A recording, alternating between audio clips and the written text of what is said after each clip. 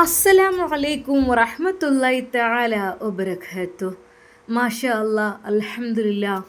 സന്തോഷിച്ചതുപോലെ നാം എല്ലാവരും ആഗ്രഹിച്ചതുപോലെ നമ്മുടെ റിസ്വാന വക്കീലും സഫീറും ഒന്നായി തീർന്നു. അതുപോലെ നമ്മുടെ ആഷി ഉസ്താദും നമ്മുടെ ഹാദിയയും ഒന്നായി അലിഞ്ഞു ചേർന്ന് കഴിഞ്ഞു. അതെ, ശരിക്കും അത്ഭുതപ്പെടുത്തുന്ന രീതിയിൽ. എന്നാൽ ഒരു നിമിഷം ആഷി ഉസ്താദ് തൻ്റെ പ്രിയപ്പെട്ട പൊന്നുമോളുടെ കാലുകളിലേക്ക് നോക്കി. എൻ്റെ ഹാദിയ, എൻ്റെ പെണ്ണ് വളരെയധികം പ്രയാസപ്പെടുന്നുണ്ടല്ലേ ഇതുകൊണ്ട്. എന്നാൽ ഇക്കയുടെ ഈ ഒരു കാര്യം നീ കേൾക്കണം കേട്ടോ. എന്താ എൻ്റെ ഉസ്താദേ നിങ്ങൾ പറയുന്നത്? എനിക്ക് ഇതുകൊണ്ട് യാതൊരു രീതിയിലുള്ള ബുദ്ധിമുട്ടുമില്ല. അതെ, നിന്നെ എവിടേക്കും എടുത്തു കൊണ്ടുപോകുവാനും ഞാൻ തയ്യാറാണ് കേട്ടോ. നീ നിൻ്റെ കാലിന് അപകടം പറ്റി നടക്കാൻ കഴിയുന്നില്ല എന്നതിൻ്റെ പേരിൽ ഒരിക്കൽ പോലും മോള് വിഷമിക്കരുത്. മരിക്കുവോളം ഇതാ നിൻ്റെ ഉസ്താദ് കൂടെ ഉണ്ടാകും കേട്ടോ.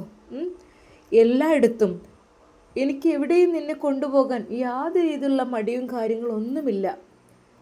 അതെ, എനിക്ക് ജീവനുള്ള കാലത്തോളം, എനിക്കെൻ്റെ കൈകൾക്ക് ബലമുള്ള കാലത്തോളം, എനിക്ക് അല്ലാഹു സുബ്ഹാനഹു വ തആല ഈ ബുദ്ധി തന്ന കാലത്തോളം എൻ്റെ പൊന്നുമോളെ അതെ കൂടെ ഉണ്ടാവും കേട്ടോ എപ്പോഴും. ഞാൻ ശരിക്കും തന്നെ പ്രിയപ്പെട്ട ഭർത്താവിൻ്റെ ആ വാക്കുകൾ കേട്ട് ഹാദിയെ വിതുമ്പിപ്പോയി. അവളുടെ കണ്ണുനീർ ആഷി ഉസ്താദ് തോർത്തി കൊടുത്തു. ഹാദി, എൻ്റെ മോൾക്കറിയല്ലേ, ഇക്കയുണ്ടല്ലോ നിനക്ക്. എൻ്റെ ഉസ്താദേ, എനിക്ക് അങ്ങേ തന്നത് അല്ലാഹു ആണ്. അതിനെത്ര നന്ദി പറഞ്ഞാൽ എനിക്ക് മതിയാവില്ല. മോള് വിഷമിക്കണ്ട കേട്ടോ ഒന്നുകൊണ്ടും. എന്നാലും എന്നെ ഏറ്റെടുക്കാൻ നിങ്ങൾക്ക് എങ്ങനെ തോന്നി? അതെ, ശരിക്കും ഭിന്നശേഷിക്കാരിയായി മാറിയ ഞാൻ എന്നെ എൻ്റെ ഉസ്താദ് എങ്ങനെ ഏറ്റെടുത്തു? അതാണ് എനിക്ക് അത്ഭുതം. മോളെ, ഒരിക്കൽ പോലും നിൻ്റെ കാലുകൾ കണ്ടിട്ടോ നിൻ്റെ കൈകൾ കണ്ടിട്ടോ അല്ല, അത് നിന്നോട് എനിക്ക് തോന്നിയിരുന്നു അടങ്ങാത്തൊരു പ്രണയം. അത് എനിക്ക് കിട്ടുമെന്നുറപ്പില്ല, എങ്കിലും പടച്ച റബ്ബിനോട് ഞാൻ ദുആ ചെയ്തിരുന്നു. അള്ളാഹുവിൻ്റെ അനുഗ്രഹം കൊണ്ട് എനിക്ക് കിട്ടിക്കഴിഞ്ഞു. ഒരിക്കൽ പോലും മോള് വിഷമിക്കരുത്. കൂടെ എന്നും താങ്ങായും തണലായും ഞാനുണ്ടാകും കേട്ടോ. ശരിക്കും തന്നെ പ്രിയപ്പെട്ട ആഷി ഉസ്താദിൻ്റെ വാക്കുകൾ അവളുടെ ഹൃദയത്തെ വല്ലാതെ അങ്ങ് സങ്കടപ്പെടുത്തി.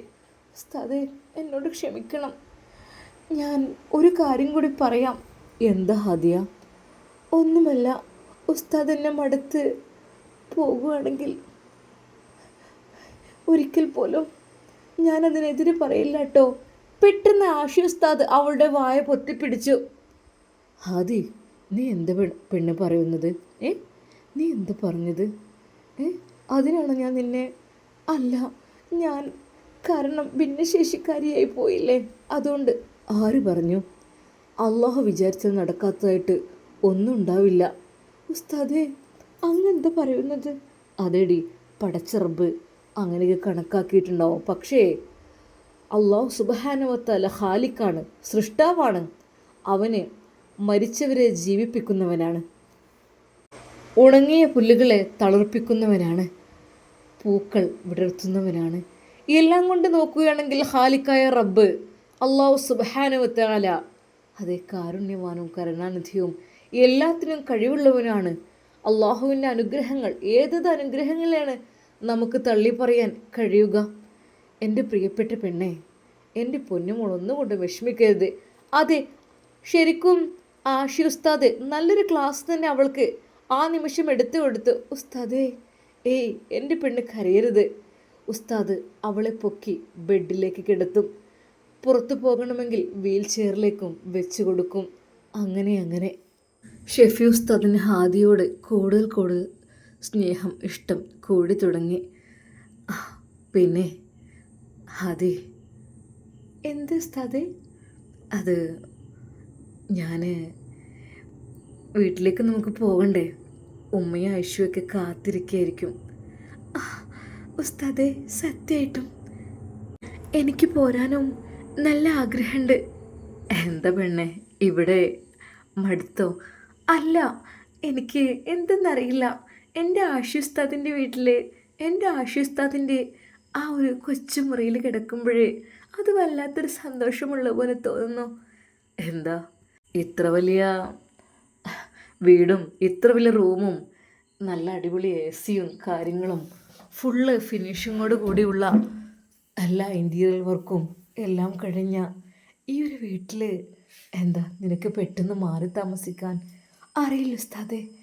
എൻ്റെ ഉസ്താദിൻ്റെ ആ ഒരു ഓടിട്ട മാളിക വീട്ടിൽ എൻ്റെ ഉസ്താദിൻ്റെ റൂമിൽ ആ ഓടിട്ട റൂമിൽ കിടക്കാൻ എനിക്ക് വല്ലാത്തൊരു ആഗ്രഹം, വല്ലാത്തൊരു ഇഷ്ടം. സത്യമായിട്ടും അത് അതിനുള്ളിൽ ഒരുപാട് സ്വപ്നങ്ങളുണ്ടാകും അല്ലേ? എൻ്റെ പെണ്ണെ, നീ എന്തൊക്കെയാണ് പറയുന്നത്? അതെ ഉസ്താദെ, സത്യമായിട്ടും എനിക്ക് നിങ്ങളെ വീട്ടിൽ അവിടെ ആ റൂമിൽ കഴിയാനാണ്. ഇത്രയും വലിയ കൊട്ടാരം കണക്കെയുള്ള ഈ ഒരു വീടും ഈ ഒരു റൂമും കാര്യങ്ങളൊന്നും എനിക്കിഷ്ടമല്ല. ലളിതമായ ജീവിതമാണ് ഞാൻ ആഗ്രഹിക്കുന്നത്. എൻ്റെ ഉസ്താദിൻ്റെ കൂടെ ഇൻഷാ അല്ലാ കൊണ്ടുപോവാം. അല്ല, നിന്നെ വീട്ടിലിരുത്തിയാൽ പോരല്ലോ, പഠിക്കണ്ടേ പെണ്ണെ? ആ, എന്നെ കിട്ടിയപ്പോൾ പഠിത്തൊക്കെ മതിയായോ?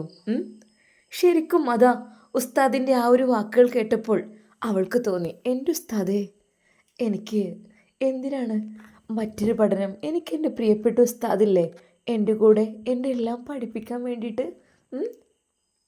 ശരിയാണ്, അല്ലെങ്കിലും പുറത്ത് പോയി പഠിക്കേണ്ട ആവശ്യമില്ല.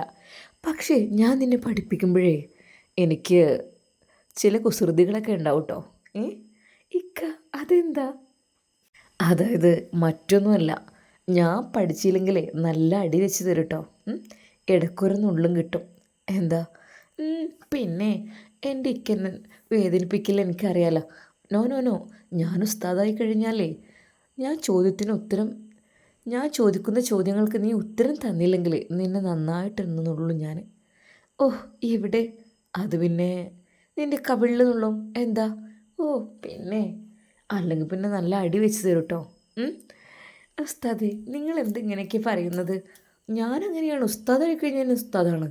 അപ്പം നിൻ്റെ പ്രിയപ്പെട്ട ഭർത്താവല്ല കേട്ടോ. നല്ല രീതിയിൽ ഞാൻ പഠിപ്പിക്കും. എന്താ? എന്നെ പഠിപ്പിക്കാൻ വന്നിരുന്നല്ലോ, അന്ന് എന്നെ നുള്ളിയിട്ടും അടിച്ചിട്ടൊന്നുമില്ല. എടി പെണ്ണേ, അന്ന് നീ എൻ്റെ ആരാ? വെറും ശിഷ്യ മാത്രം. ഇപ്പോഴോ നീ എൻ്റെ ഭാര്യ കൂടിയാണ്. എനിക്ക് നിന്നിലെല്ലാം അവകാശമുണ്ട്. അതെ, നിൻ്റെ എല്ലാം എനിക്കുള്ളതാണ് അല്ലേ? ആണോ? അന്ത സംശയം? അതെ, എല്ലാം. ഹാദിയുടെ മുഖം പതുക്കേതാ ആശ്വസ്തത് ഒന്ന് പൊക്കി. എടി പെണ്ണേ, നിൻ്റെ മുഖത്തെ മനോഹരമായ പുഞ്ചിരിയെല്ലാം പോയിരുന്നു. പക്ഷെ ഇപ്പോഴതാ അതെല്ലാം തിരിച്ചു വന്നിരിക്കുന്നു. നിൻ്റെ കവിളിലുള്ള മനോഹരമായ നുണക്കുഴി. സത്യമായിട്ടും ഞാൻ അതിലങ്ങ് വീണു പോയതാട്ടോ. എൻ്റെ ഉസ്താദെ പ്ലീസ്. എന്താ? എനിക്ക് എന്തായാലും ഉസ്താദിൻ്റെ അത്ര സൗന്ദര്യമൊന്നുമില്ല. എൻ്റെ ഉസ്താദിനാണ് കൂടുതൽ സൗന്ദര്യം, അതെനിക്ക് നന്നായിട്ടറിയാം. എൻ്റെ പെണ്ണെ, നീ എന്നെ എങ്ങനെ സുഖിപ്പിക്കല്ലോ കേട്ടോ. അല്ലെങ്കിൽ ആണുങ്ങൾക്ക് തന്നെയാണല്ലോ കൂടുതൽ സൗന്ദര്യം. യൂസുഫ് നബി, മുത്തു മുഹമ്മദ് സല്ലല്ലാഹു അലൈഹി വസല്ലം, ആദം നബി, അവർക്കൊക്കെ ഒത്തിരി സൗന്ദര്യമായിരുന്നു. പിന്നെ യൂസുഫ് നബിയെ കണ്ടപ്പോഴേ പല സ്ത്രീകളും കൈമുറിച്ചതായിട്ടും ചരിത്രത്തിലുണ്ടല്ലോ, ഖുർആനിൽ പറഞ്ഞിട്ടുണ്ടല്ലോ. അതൊക്കെ അപ്പം പിന്നെ അറിയാലോ, ആണുങ്ങൾക്ക് തന്നെയാണ് കൂടുതൽ സൗന്ദര്യം. എൻ്റെ ഉസ്താദ് എന്ത് സുന്ദരനല്ലേ, മാഷാ അല്ലാ. എന്നല്ലതാ അവളുടെ മുഖത്തേക്ക് നോക്കി ആഷി ഉസ്താദ് പറയുന്നു, എടി പെണ്ണേ, സത്യം പറയട്ടെ, നിന്നോളം സൗന്ദര്യം ഒന്നിനുമില്ല. അതെ, എൻ്റെ കണ്ണിൽ ഇപ്പോൾ നീയാണ് ഏറ്റവും വലിയ സൗന്ദര്യം എന്ന് പറഞ്ഞുകൊണ്ട് ആഷി ഉസ്താദ് അവളെ നെഞ്ചോട് ചേർത്തു ഒരുപാട് ചുംബിച്ചു. പിന്നെ നിൻ്റെ കാലുകൾ ഞാനൊന്ന് മസാജ് ചെയ്യട്ടെ. എന്താ? എനിക്കതിനുള്ള പ്രതിഫലം പടച്ചോൻ തരുമല്ലോ. അല്ലോ, അതൊന്നും വേണ്ട. എന്നാൽ അതാ ഉസ്താദ് അവളുടെ ആ മനോഹരമായ കാലുകളിലേക്ക് നോക്കി. ഉസ്താദിൻ്റെ മടിയിലേക്ക് അവളുടെ കാലുകൾ കയറ്റി വെച്ചു. ശരിക്കും അത് മനോഹരമായ ആ ഒരു കാലുകൾ കണ്ടപ്പോൾ ശരിക്കും ഉസ്താദിന് സങ്കടം വന്നു. റബ്ബേ, പാവം, ഒരുപാട് വേദന സഹിച്ചതാണ് എൻ്റെ കുട്ടി. എന്നാൽ അതിൻ്റെ പ്രവർത്തനം ഇപ്പോൾ കറക്റ്റായിട്ട് നടക്കാത്തത് കൊണ്ട് തന്നെ ശരിക്കും ഉസ്താദിൻ്റെ കണ്ണുനീർ ആ കാലുകളിലേക്ക് വീണു. ഉസ്താദ് അവളുടെ കാലുകൾ പതുക്കെ പിടിച്ചുകൊണ്ട് പറഞ്ഞു, അല്ലാ റബ്ബേ, റഹ്മാനെ, നീ തന്ന കാലുകളാണ് റബ്ബേ ഈ കാലുകൾ എത്ര മനോഹരമാണല്ലാ. അല്ലാ റബ്ബേ, നിൻ്റെ വിധി കൊണ്ട് ഇതിങ്ങനെ അങ്ങ് ആയിപ്പോയി റഹ്മാനെ. പൂർവ്വസ്ഥിതിയിലാക്കാൻ നിനക്ക് ആരുടെയും സഹായം ആവശ്യമില്ല, എല്ലാം നിനക്ക് കഴിയുമല്ല. അത് ഉസ്താദ് ആ കാലുകൾ പിടിച്ചുകൊണ്ട് പടച്ചറബിനോട് മനം നിറച്ചുകൊണ്ട് പ്രാർത്ഥിച്ചു, ഹൃദയം പൊട്ടിക്കൊണ്ട് പ്രാർത്ഥിച്ചു. അവളുടെ കാലുകൾ പതുക്കെ ഒഴിഞ്ഞുകൊണ്ട്. എന്നാൽ ഹാദിയക്കത് കണ്ടപ്പോൾ വല്ലാത്ത സങ്കടമായി. റബ്ബേ, സ്നേഹനിധിയായ ഭർത്താവ് എന്നെ ഇത്രമാത്രം സ്നേഹിക്കുന്നല്ല, എന്നെ ഇത്രമാത്രം എൻ്റെ കാലുകളിൽ തടവി തരുന്നല്ല. റബ്ബേ, എൻ്റെ ഉസ്താദ്, എൻ്റെ ആഷി ഉസ്താദ്. സന്തോഷകരമായ നിമിഷങ്ങളിലൂടെ അവർ അതാ കടന്നു പോയിക്കൊണ്ടിരുന്നു. അതെ, ആഷി ഉസ്താദ് ഹാദിയുടെ ഓരോന്നും ആസ്വദിച്ചു കൊണ്ടേയിരുന്നു. നേരെ തിരിച്ചും ആഷി ഉസ്താദിനും ഹാദിയക്കും അവരുടേതായ ആ ഒരു സുന്ദരമായ നിമിഷങ്ങളിലേക്ക് അവർ രണ്ടുപേരും അലിഞ്ഞു ചേർന്നുകൊണ്ടിരുന്നു. ഹാദിയെ, എന്ത് ഉസ്താദേ, നിൻ്റെ മടിയിൽ ഞാനൊന്ന് തലവെച്ച് കിടന്നോട്ടെ, എൻ്റെ പെണ്ണിനെ കാല് വേദനിക്കോ? ഉസ്താദിൻ്റെ ആ വാക്കുകൾ കേട്ടപ്പോൾ അവൾ ഒരു നിമിഷം, ഉസ്താദേ, അതെന്താ അങ്ങനെ ചോദിച്ചത്? എൻ്റെതെല്ലാം നിങ്ങൾക്കുള്ളതല്ലേ സത്യമായിട്ടും? എന്നാൽ അവളുടെ ആ കാലുകൾ ഉസ്താദ് ബെഡിൽ നീട്ടിവെച്ചു. അവളുടെ മടിയിലേക്ക് തലവെച്ചുകൊണ്ട് തൻ്റെ പ്രിയപ്പെട്ട പെണ്ണിൻ്റെ മുഖത്തേക്ക് നോക്കി നിന്നു. എന്നാൽ അവളുടെ കൈകൾ കൊണ്ട് അതാ ഉസ്താദിൻ്റെ മുടിയിഴകളിലൂടെ അവൾ തലോടിക്കൊണ്ടിരുന്നു. സത്യം പറഞ്ഞാൽ ആഷി ഉസ്താദിന് വല്ലാത്തൊരു അനുഭൂതിയായിരുന്നു അത്. തൻ്റെ പ്രിയപ്പെട്ട പെണ്ണ് എൻ്റെ മുടിയിഴകൾ തലോടിക്കൊണ്ടിരിക്കുന്നു. സത്യമായിട്ടും ഈ ലോകത്ത് ഏറ്റവും വലിയൊരു സംതൃപ്തിയാണ് അത് എന്ന് അവൻക്ക് തോന്നിക്കൊണ്ടേയിരുന്നു. എന്നാൽ ആഷി ഉസ്താദ് ഹാദിയുടെ മടിയിൽ കിടന്നുകൊണ്ട് എന്തൊക്കെയോ ചൊല്ലുകയും പറയുകയും ചെയ്യുന്നുണ്ട്. അവളുടെ ആ കാലുകളിലേക്ക് ഊതിക്കൊടുക്കുന്നുമുണ്ട്. സത്യമായിട്ടും തൻ്റെ പ്രിയപ്പെട്ട ഉസ്താദിൻ്റെ പ്രവൃത്തികളിൽ അവൾ വളരെയധികം സന്തോഷം പൂണ്ടു. അല്ലാ റബ്ബേ, ഒരു നിമിഷം അവൾ ഓർത്തു ജസീറിൻ്റെ കൂടെയുള്ള ജീവിതം. റബ്ബേ, ഇതാണ് പറഞ്ഞത്, സ്വാലിഹായ ഭർത്താക്കന്മാരെ കിട്ടിക്കഴിഞ്ഞാൽ അവർ അതിൻ്റേതായ രീതിയിൽ നമ്മെ നോക്കും. പക്ഷേ സ്വാലിഹല്ലാത്ത ഇങ്ങനെയുമുള്ള ആളുകളെ കിട്ടിക്കഴിഞ്ഞാൽ റബ്ബേ, എന്തായിരിക്കും സ്ഥിതിഗതികൾ? അവളോ അവളുടെ ആദ്യരാത്രിയെക്കുറിച്ച് ഓർത്തു. AC-യുടെ ആ തണുപ്പുള്ള റൂമിൽ സ്വന്തം ബെഡിൽ പോലും ഇരിക്കാൻ സമ്മതിക്കാത്ത ഭർത്താവ്. അതെ, നിനക്കുള്ളതല്ല ഈ ബെഡ്, ആരാ നിന്നോട് ഇതിലിരിക്കാൻ പറഞ്ഞത് എന്ന് പറഞ്ഞ് അത്രക്കും കർക്കശമായ രീതിയിലുള്ള സ്വഭാവമായിരുന്നു. അവൾ ഒരു നിമിഷം ജസീറിനെ കുറിച്ച് ഓർത്തു. അല്ലാ, ഓർക്കാൻ പോലും ഭയപ്പെടുന്ന ഒരു മനുഷ്യൻ്റെ വാക്കുകൾ, ഒരു മനുഷ്യൻ്റെ കാട്ടിക്കൂട്ടലുകൾ. റബ്ബേ, അതിനപേക്ഷിച്ച് നോക്കുകയാണെങ്കിൽ എൻ്റെ പ്രിയപ്പെട്ട ആഷി ഉസ്താദ് എത്ര നല്ലവൻ, അല്ലാ, എത്ര സ്നേഹമാണ് എന്നോട്. അദ്ദേഹം ഓരോന്ന് ചൊല്ലിയിട്ട് അത് ഹാദിയുടെ കാലുകളിലേക്ക് ഊതിക്കൊണ്ടിരിക്കുന്നു. ഇടയ്ക്കിടെ തടവി കൊടുക്കുകയും ചെയ്യുന്നു. അതെ, ആഷി ഉസ്താദ് മടിയിൽ കിടക്കുമ്പോൾ ശരിക്കും ഹാദിയക്ക് വല്ലാത്തൊരു സന്തോഷമായിരുന്നു ഉണ്ടായത്. അവൾ വീണ്ടും ജസീറിനെ കുറിച്ച് ഓർത്തു. റബ്ബേ, ജസീർ എത്രമാത്രം ക്രൂരനായിരുന്നു, എന്നെ ജീവിക്കാൻ സമ്മതിക്കാതിരിക്കാൻ. എൻ്റെ കാലുകൾ വരെ സാരല്ലല്ല, എന്നാൽ ആഷി ഉസ്താദ് എന്നെ ഏറ്റെടുത്തല്ലോ. അതായിരുന്നു അവളുടെ മനസ്സിലെ ആശ്വാസം. തൻ്റെ പിതാവ് ഈ വീടും ഈ സ്വത്തുമെല്ലാം തൻ്റെ പ്രിയപ്പെട്ട ഭർത്താവിന് വേണ്ടിയിട്ട് എഴുതി കൊടുക്കാമെന്നും പറഞ്ഞിട്ടുണ്ട്. പക്ഷേ എൻ്റെ ഉസ്താദിന് അതൊന്നും താല്പര്യമില്ല. കാരണം അവർ ദീനുള്ള ആൾക്കാരാണ്. ദീനുള്ളവരാകുമ്പോൾ ഒരിക്കൽ പോലും അവർക്ക് മറ്റൊന്നും അവർ ആഗ്രഹിക്കില്ല. അത്യാവശ്യം ജീവിക്കാനുള്ള ചുറ്റുപാട് അത് മാത്രമേ ആഗ്രഹിക്കുള്ളൂ. കണ്ടില്ല, എൻ്റെ ഭർത്താവ് ദീനുള്ള ഭർത്താവായതുകൊണ്ടല്ല കണ്ട മാറ്റം. ശരിക്കും അതാ അവളുടെ ഭർത്താവിന് വേണ്ടി അവൾ പ്രാർത്ഥിച്ചു. അല്ല, പഠിച്ചവനെ കാത്തുരക്ഷിക്കല്ല, എൻ്റെ ആഷി ഉസ്താദിനെ ഒരാൾ ഉപദ്രവിക്കല്ല. അല്ല റഹ്മാനെ, ദീർഘായുസ്സും ആഫിയത്തും പ്രദാനം ചെയ്യല്ല എന്നാൽ അവളുടെ ഒരു തുള്ളി കണ്ണുനീർ അത് ആഷി ഉസ്താദിൻ്റെ മുഖത്തെ കുറ്റി വീണു. പെട്ടെന്ന് അദ്ദേഹം, ആദി, എന്തിനെൻ്റെ കുട്ടി കരയണത്? എന്തിനു കരയണത്? മനസ്സിൻ്റെ ഉള്ളിൽ നല്ല വിഷമമുണ്ടല്ലോ. എന്തെൻ്റെ കുട്ടിക്ക് പറ്റിയത്?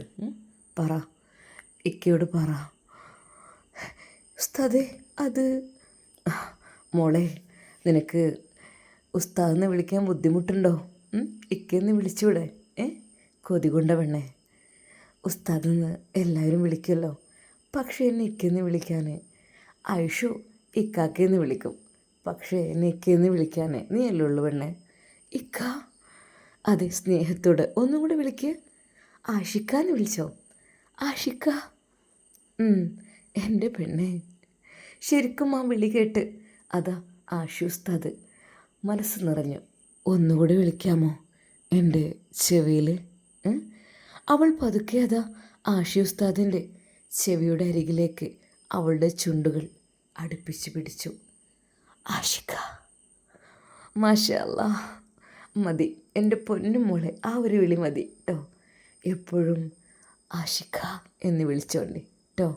സത്യമായിട്ടും അതെ, തൻ്റെ പ്രിയപ്പെട്ട ഭർത്താവിൻ്റെ ആ സന്തോഷം കണ്ടപ്പോൾ അവൾ ഒരിക്കൽ കൂടി ആഷി ഉസ്താദിൻ്റെ ചെവിയിൽ പതുക്കെ മന്ത്രിച്ചു, ആഷിക്ക, എന്നെ ഇഷ്ടല്ലേ?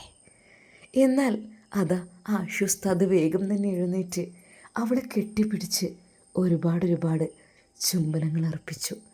അങ്ങനെയതാ ആഷി ഉസ്താദും ആദിയും അവിടെ അവരുടെ സുഖസുന്ദരമായ ജീവിതത്തിലേക്ക് പ്രവേശിക്കുന്നു. ഇൻഷാ അല്ലാ, നമുക്കിതിൻ്റെ ബാക്കി ഭാഗം നാളെ കാണാം. അതുവരേക്കും എല്ലാവർക്കും അസ്സലാമു അലൈക്കും വറഹ്മത്തുള്ളാഹി തആല വബറകാതുഹു. പ്രിയപ്പെട്ട കൂട്ടുകാരെ, ശബ്ദം നല്ല രീതിയിൽ മാറിയിട്ടുണ്ട് കേട്ടോ. അതായത് ഇന്ന് ഒരു കുടുംബസംഗമം ഉണ്ടായിരുന്നു എന്ന് ഞാൻ പറഞ്ഞിരുന്നു, കോഴിക്കോട് വെച്ചായിരുന്നു. പക്ഷേ പിന്നെ ഞങ്ങൾ ബീച്ചിൽ പോയി ഞാനും ഉമ്മയും ഉപ്പയും എൻ്റെ 2 മക്കളുണ്ട് പോയത്. ബീച്ചിൽ പോയിട്ട് ഒരു ബോട്ട് സവാരി നടത്തി കടലിലൂടെ. കടലിൻ്റെ ഏകദേശം നടുഭാഗത്ത് ഇങ്ങനെ എത്തുന്ന സമയത്ത് നമുക്ക് എന്താ പറയുക, അവിടെ തിരമാലയൊന്നും ഇല്ല കേട്ടോ. നല്ല അടിപൊളിയായിരുന്നു സംഭവമൊക്കെ. കുറച്ച് സമയം കാറ്റ് കൊണ്ടിട്ടൊക്കെ എന്തെങ്കിലും അറിയില്ല, ശബ്ദമൊക്കെ നന്നായിട്ട് പോയിട്ടുണ്ട്. അപ്പോൾ സ്റ്റോറി ഇതുവരെ ഉള്ളൂ. ഇൻഷാ അല്ലാ ബാക്കി ഞാൻ വിടാട്ടോ. അപ്പോൾ ശബ്ദമൊക്കെ റെഡിയാകും. ചെറുതായിട്ടൊരു പനിയൊക്കെ വരുന്നുണ്ടോ എന്നൊരു സംശയമുണ്ട്. എല്ലാവരും പ്രാർത്ഥനയിൽ ഉൾപ്പെടുത്തുക.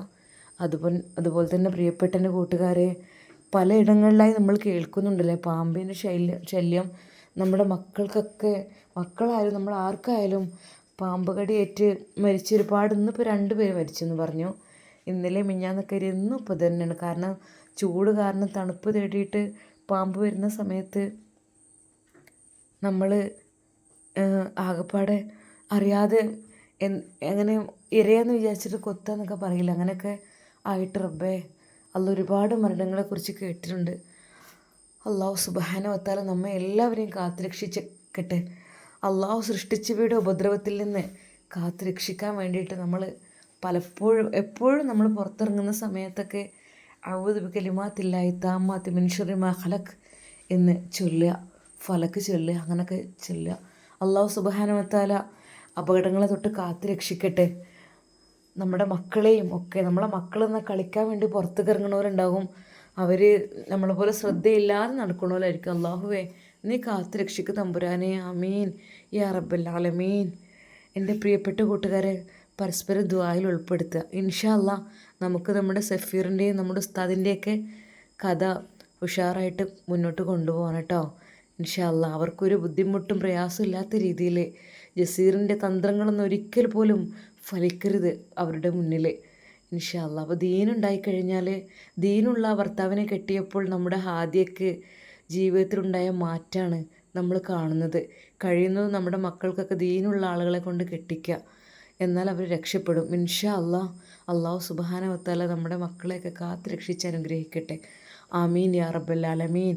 പ്രിയപ്പെട്ട കൂട്ടുകാരെ, നമ്മൾ വിചാരിക്കും ആണുങ്ങൾക്ക് മാത്രം ദീന് മതിയല്ലോ, പക്ഷെ അങ്ങനെ ഒരിക്കലും അല്ല കേട്ടോ. ദീനിയായൊരു പെണ്ണ് ഒരു ഭർത്താവിന് കിട്ടുന്നത് വലിയ ഭാഗ്യം തന്നെയാണ്. അപ്പോൾ ഇന്നിപ്പോൾ ഒരു കേസ് എന്ന് വെച്ചാൽ എൻ്റെ മോള് അഡ്വക്കേറ്റ് ആകാൻ പഠിക്കുകയാണ് കേട്ടോ. അവൾ ഇപ്പോൾ 3-ാം വർഷമാണ്. ഇൻഷാ അള്ളാ 2 വർഷം കൂടി ഉണ്ട്. അപ്പോൾ ഓരോ കേസുകളെ കുറിച്ച് ഇങ്ങനെ പറയും കേട്ടോ. ശരിക്കും പറഞ്ഞാൽ നമ്മൾ സങ്കടപ്പെട്ടു പോകും. മക്കൾക്ക് വേണ്ടിയിട്ട് ഇപ്പോൾ കോടതിയിൽ ഇൻറ്റേൺഷിപ്പാണ് മലപ്പുറത്ത്. ഇപ്പോൾ ഇനി ഇൻഷാ അള്ളാ തിരുവനന്തപുരത്തൊക്കെ പോകണം. അപ്പോൾ അതിലോരോ അവസ്ഥകളെ മക്കൾ ഈ ഭാര്യയും ഭർത്താവ് തെറ്റി നിൽക്കുമ്പോൾ മക്കളാണല്ലോ അതിൻ്റെ ഇടയിൽ പെടുക. ഇപ്പോഴത്തെ കുട്ടികൾക്ക് പ്രത്യേകിച്ച് ഈ ഉപ്പമാരോട് ഭയങ്കര സ്നേഹമായിരിക്കും. അത് ഉപ്പയെ കെട്ടിപ്പിടിച്ച് കരയുന്ന പൊന്നുമോള്. പക്ഷേ എന്ത് ചെയ്യാൻ, ഉമ്മക്ക് മോളെ വേണമെന്ന് വാശി. എന്നിട്ട് ആ മോളെ പിടിച്ച് വലിച്ച് കൊണ്ടുപോകുന്ന ആ രംഗം, ഉപ്പച്ചി എന്ന് പറഞ്ഞ് ആ കുട്ടി കരയുന്ന രംഗം, അതൊക്കെ കാണുമ്പോഴല്ലേ അള്ളാഹു സുബ്ഹാനഹു വ തആല കാത്ത് രക്ഷിക്കട്ടെ. ദാമ്പത്യ ജീവിതം എന്ന് പറഞ്ഞാൽ അത് എളുപ്പം അങ്ങോട്ട് റെഡി ആവില്ല. ചിലർക്ക് ഭയങ്കര പ്രയാസമായിരിക്കും. അതുപോലെ തന്നെ ഒരു പാവപ്പെട്ടൊരു മനുഷ്യന് ഭർത്താവിന് എന്ത് ഇഷ്ടമില്ലാത്തതിൻ്റെ പേരിൽ എന്തോ അറിയില്ല, വീട് പണിക്ക് വേണ്ടി പാദസരം എടുത്തിരുന്നു എന്ന് പറഞ്ഞു. ആ പാദസരത്തിൻ്റെ പേരിൽ ഒരുപാട് കേസ് കൊടുത്തിട്ട് അതെനിക്ക് കിട്ടണം, എനിക്ക് നഷ്ടപരിഹാരം വേണം, അങ്ങനെ ഇങ്ങനെ ഒരുപാട് നല്ലൊരു മൊബൈൽ ഷോപ്പ് നഷ്ടപരിഹാരം കൊടുക്കാൻ വിറ്റു എന്ന് പറഞ്ഞു. അവൾ ഗോൾഡ് അത്ര എടുത്തിട്ടില്ലല്ലോ, പക്ഷേ കള്ളക്കേസ് കൊടുത്തു. അങ്ങനെ നല്ല ബിസിനസ്സുള്ള മൊബൈൽ ഷോപ്പ് വിറ്റു. അങ്ങനെ പല രീതിയിലുള്ള കാര്യങ്ങളും ഒക്കെ ചെയ്തു. എന്നിട്ട് അവൾ മൊഴി ചൊല്ലി, തൊലാക്ക് ചൊല്ലിയിട്ട് അവൾ തൊലാക്ക് കിട്ടിയിട്ടില്ല, ഞാൻ ഇയാളെ ഭാര്യയാണെന്ന് പറഞ്ഞിട്ട് ബസ് സ്റ്റോപ്പിൽ വന്ന് കരഞ്ഞ് വിളിക്കുക, എല്ലാവരും ഇടയിൽ എല്ലാവരെയും അറിയിക്കുക. അങ്ങനത്തെ ഒരവസ്ഥ. ഒടുവിൽ ഇയാൾ ഗതി കെട്ട് ഇയാൾ വീണ്ടും പോവാണ്. ഞാൻ മൊഴി ചൊല്ലിയതാണെന്ന് പറഞ്ഞിട്ട് സമ്മതിക്കണം, എനിക്കങ്ങനെ ഒരു മൊഴിയേ കിട്ടിയിട്ടില്ല എന്ന് പറഞ്ഞ് വീണ്ടും ഇവിടെ വന്ന് പ്രശ്നം ഉണ്ടാക്കാൻ. പഠിച്ചവൻ അങ്ങനെയൊക്കെ പല പല പ്രശ്നങ്ങളും ഉള്ള ആളുകളൊക്കെ ഉണ്ടാവും. നമ്മളൊക്കെ അൽഹംദുലില്ലാ എത്ര ഭാഗ്യവാന്മാരാണ്, ഒരു കുഴപ്പമില്ലാതെ ജീവിക്കണ്ടല്ലോ. അള്ളാഹു സുബ്ഹാനഹു വ തആല അങ്ങനെയുള്ള പ്രശ്നങ്ങളെ തൊട്ടൊക്കെ കാത്ത് രക്ഷിക്കട്ടെ. ആമീൻ യാ റബ്ബൽ ആലമീൻ. അസ്സലാമു അലൈക്കും വറഹ്മത്തുള്ളാഹി തആല വബറകാതുഹു.